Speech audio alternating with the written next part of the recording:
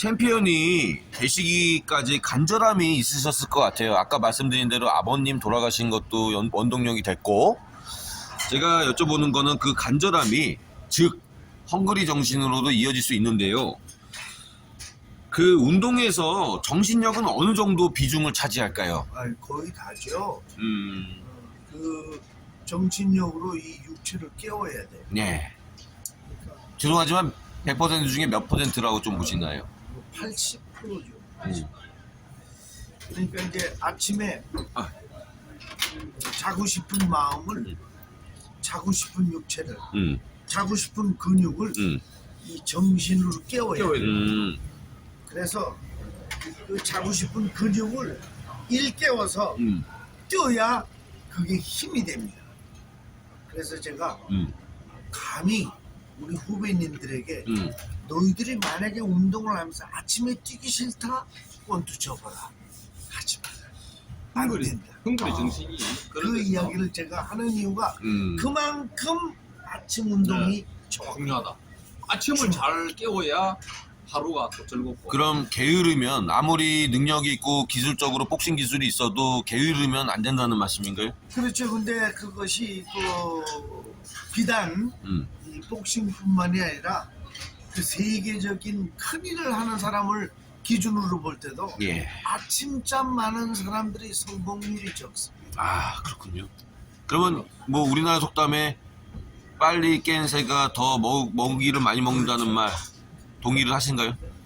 그러면 그 선생님 그 파나마에서 열린 WBA 주니어 패더급 초대 타이틀전 카라야스키 선수와의 사전 5기 신화, 네. 이것도 정신력으로 비롯된 거라고 봐도 될 거죠? 근데 솔직히 그때는 모든 분들이 나를 너무 학대를 했어요. 어떤 분들이요? 기자님들도 그때 당시 기자들이요? 뭐 심지어 뭐 한국 국민들. 회장도 그래.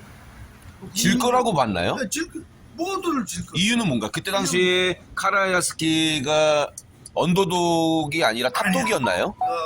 100% KO율이었죠. 그, 11전 11승 11KO수 아마추어 그런 정도수. 정치였어. 그런 걸 보고 그러니까, 이제 판단을 했기 때문에 그랬죠. 그래서 제가 기분도 나빴지만 응. 오히려 여러분들이 나를 홍수환이는 펀치가 없어. 홍수환이가 어떻게 이겨? 카라스키의 별명은 지옥에서 온 악마야. 그렇죠. 근데 네가 어떻게 이겨? 이렇게 나를 학대하신 것 때문에 오히려 내가 이겼다. 저는 그렇게 생각해요. 오히려 더 독을 품고. 독을 품고 연습. 더. 네. 근데 선생님께서 그때 당시에 펀치력이 없다 뭐 이런 말이 있었나요? 저는 물론 그건 사실이에요. 왜냐면 있었죠. 제가 50전 41승 14KO 5패. 3무 5패인데 네. 41승 가운데 14KO면 30% KO입니다. 그러면 대부분 판정으로 갔다는. 보통 80%는 되죠. 그러니까 10번 싸워서 두세 번 정도 7, 80%는 돼야 세계 챔피언이 되는 건데 저는 30%밖에 안 되니까 모든 분들이 이제 홍수환이가 이기려면 참 어렵다. 근데 그거 어떻게 보면 기술적으로 유리를 한다고도 볼 수 있는 거 아닌가? 꼭 KO를 시켜야만 이기는 건 아니니까. 물론 그 KO로 시켜야 이기는 건 아니지만 복싱은 가장 유리한 것이 뭐냐? 펀치력입니다. 요즘 말로 빠따죠. 그 다음이 맷집입니다. 그러니까 이게 재밌는 게 맷집이 있는 선수들은 이 주먹 위력이 없어요. 근데 주먹이 센 놈은 또 맷집이 없어요. 이거 있어야 되는데. 그걸 다 갖출 수 있는 선수는 없나요? 없습니다. 없지. 지금도 없나요? 그 조지 포맨이 알리한테 떨어지는 거 보십시오. 저는 그것이 내 복싱 인생에서는 네. 가장 큰 이슈거리였어요. 저는 조지 포맨이 맷집이 있어서 KO가 안 당할 줄 알았는데. 그러면 나는 조지 포맨이 알리한테 KO 당하리라고 내 생각. 생각하면서 그때 당시에는 우리 뭐 조지 부모님이라고 그러면은 진짜 막말로 조지 부모님인데 그 조지 포먼 제가 알기로는 제가 어린 나이지만 조지 포먼의 펀치를 맞으면 트럭에 맞은 것처럼 예. 그렇다는 얘기가 있더라고요. 대단했죠. 그렇죠. 어쨌든 카라스키를 어쨌든 정신력과 기술력으로 잠재우셨는데 어떤 펀치 기술로 좀 잠재우려고 하는 계산이 있으셨나요? 제가 정신력이었죠. 왜냐하면 내가 이미 4번을 이전에 다운을 당했기 때문에 이거는 판정으로 가봐야 진다. 오히려 어떤 면에서는 4번을 다운 당한 것이 있었기 때문에 그렇죠. 내 마음을 1회전에 거는 거예요. 어차피 판정으로 가두칠 거니까 그렇지. 그냥 4번을 이미 다운 당한 거 1회전에 그냥 끝을 보자. 그러고 나가서 때렸는데 그냥 제대로 걸린 거지. 근데 카라스키도 보통 내기가 아니니까.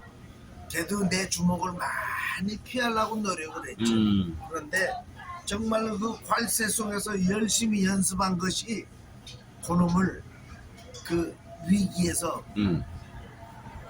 도망가게 안 만들었어요. 그렇죠. 그냥 몰아놓고 때려요. 그렇죠. 선생님 근데 복싱 팬들 외에는 이 부분 모르실 것 같은데 일반인들은 뭐냐면 요즘은 한 세 번 다운 받으면 수건 던지거든요. 근데 그때 당시에는 노나웃을 해가지고 그렇게 했어요. 그게 어떤 계약으로 하는지 그거를 좀 말씀을 좀 부탁을 드릴게요. 근데 그게 이제 그때 당시에 그 시합 자체가 음. 챌린지, 그러니까 챔피언에게 도전하는 것이 아니었고 예. 그때 당시에 그 시합 자체가 초대 챔피언 결정전이었어요. 그러니까 누가 챔피언이고 도전자가 아니라 네. 그때 둘 중에 하나가 이기면 초대 챔피언이 되는 거예요. 그 동등한 네. 자격에서 하는 거잖아요. 그렇죠. 그러니까 얘네들이 파나마 측에서 3번 다운 당하면 자동 KO인데 결정전이니까 네. 무제한 다운으로 가자. 어. 이렇기 때문에 제가 이기게 된 거죠. 그러면 3번 다운으로 계약을 맺었으면 선생님 난 그렇지. 여기서 인터뷰할 때 아닙니다. 여기서 인터뷰할 때 농담입니다. 근데 선생님 근데 요즘도 세계 타이틀전 할 때 그런 계약이 가능한가요? 있죠. 왜냐하면 시합 전에는 이 종인식이라고 있어가지고 거기서 이제 다 사인을 합니다. 그러니까 쉽게 이야기해서 선수가 눈이 찢어져. 네. 그런데 커미션 닥터가 시합을 하라 그런다.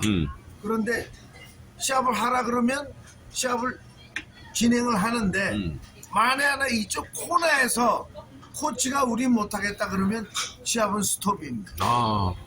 근데 코치가 또 시합을 시킵시다 그러면 또 진행은 되는데 정말로 커미션 닥터가 이래서는 이거는 선수의 앞날에 지장이 있다 그러면 그것은 커미션 닥터의 명령에 의해서 끝나게 됩니다. 그 선수 생명도 중요하니까요. 그러면 어쨌든 계약을 어느게 하느냐에 따라서 그게 노나웃인지 아니면은 그 3번의 다운을 통해서 끝나는지 그거는 결정을 할 수 있는 거네. 세계 타이틀전도. 근데 나도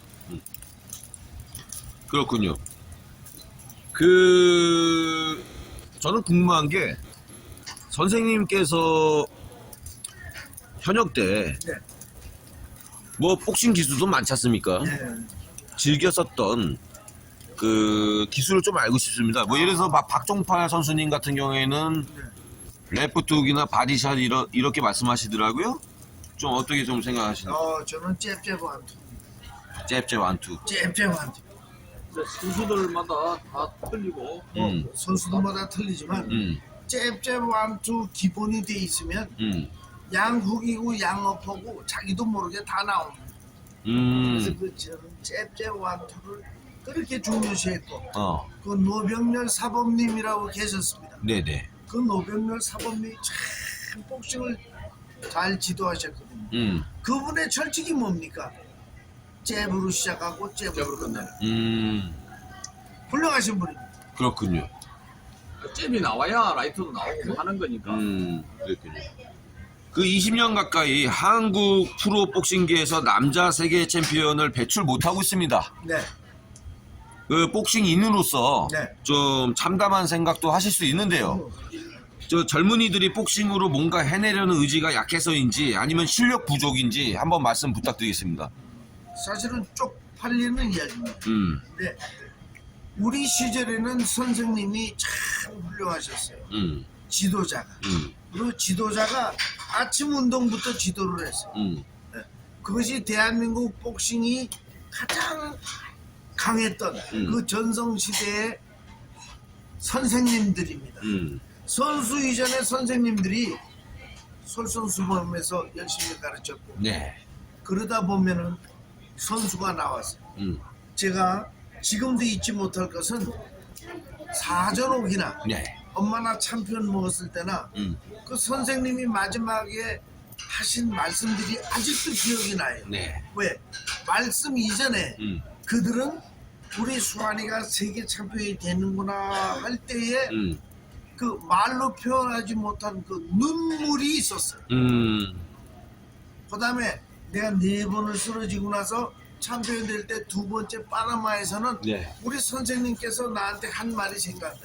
판정으로 가면 이길 수가 없다. 여기서 승부를 걸어라. 수아라. 1회전만 뛰고 하지 마. 이랬을 때 그 선생님의 이 결단 어린 그 마음으로 나한테 선수한테 이렇게 전해줬을 때 예. 내가 그걸 받아들였다. 아, 그렇군요. 그것이 정말 적지에 나와서 2번 세계 챔피언이 됐던 것도 결국은 선수가 잘해서가 아니라 그렇죠. 그 선생님의 그 순간에 선수에게 집어 넣어주는 이야기가 그렇죠. 지냈다는 거죠. 있었기 때문에. 근데 우리 기자님, 네. 잠깐만요. 네. 제가 우리 또 진짜 우리 또 이제 제가 프로모터 대장님 형님으로서 네네. 말씀드려요. 근데 그때 당시에 유경수 여사께서 이 작은 손으로 어떻게 이걸 됐냐? 그때 형님이 이 작은 손으로 보면서 마음이 어떤 마음이 들었어요? 이 작은 손으로 어떻게 챔피언이 됐냐? 조금만 지금도 아까 우리 기자님께서 여쭤보시더라고요. 근데 챔피언 손 치고는 고우신 것 같습니다. 작은 거죠. 근데 그 유경수 여사님께서 그때 하신 말 그대로 생각이 나죠. 어머 TV를 통해 볼 땐 몸이 크셨는데 조그만 하시네. 이러셨는데 네. 뭐 지금 생각해도 좀 안타까운 이야기지만 제가 원래 이 손은 작아요.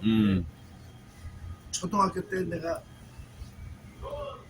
재밌게 부르던 노래가 조그만 손이지만 너희들이 깔보지만 뭐 이런 노래가 있었어요. 장사장머리. 이래도 애들끼리 도는 노래인가요? 튼튼하다 뭐 이런. 근데 그건 뭐 유경수 여사님 뿐이 아니고 우리 어머니도 네 손은 권투할 손이 아니라 수하나. 너무 고우신. 진짜 고우셔. 그러셨다고 근데 근데 이거를 이 손으로 3개를 제패했다는 게 저는 믿기지 않습니다. 그게 우리 아버님이 권투를 좋아하셨다는 거하고 음. 김기수 카프레이들 보고 권투했다는 거하고 김기수 선배님. 그 2가지. 그렇군요.